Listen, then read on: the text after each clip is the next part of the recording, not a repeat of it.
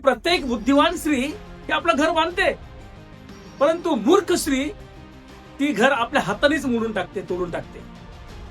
अशी जर परिस्थिती आहे, मध्ये जर ते घर मोडलं लग्नानंतर 2 वर्ष, 3 वर्ष, 4 वर्ष, 6 महिने, 2 महिने, 3 दिवस, 5 दिवस, 3 वर्ष, 5 वर्ष, अशा कालावधीत जर ते घर मोडलं, किंवा ती स्त्री 4 दिवस माहेरात आणि 4 दिवस सासरमध्ये राहिली, तिला बाळ कसं होणार?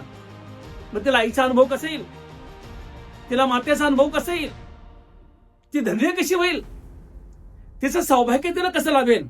आणि म्हणून या उद्देशाने मी ते वचन आज आपल्या पुढे समोर ठेवलेलं आहे. आपण खाली पाहणार आहोत.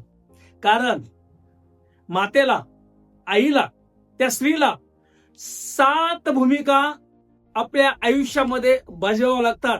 ज्या वेळेस ती बुद्धिमान स्त्री आपलं घर बांधते, आपल्या परिवाराचा सांभाळ करते, त्यावेळेस त्याच्या अगोदर जर ते घर मोडलं तर ह्या 7 भूमिका ती बजावू शकत नाही. नंबर 1, मुलगी, बहीण, पत्नी, आई, सून, आजी आणि शिक्षिका, अशा 7 भूमिका तिला बजवायच्या आहेत. साधी गोष्ट नाहीये.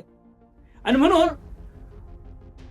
मायवार हा ख्रिस्ती समाज रूढी परंपरेप्रमाणे जो येत आहे त्याचं गांभीर्य, पावित्र्य आम्ही लक्षात ठेवलं पाहिजे. कारण नॅशनल मदर्स डे हा वेगळा आहे, तो काही दिवसांनी येतो, परंतु ख्रिस्ती रूढीप्रमाणे मायवार हा सण आपल्याला पाहायला मिळतो.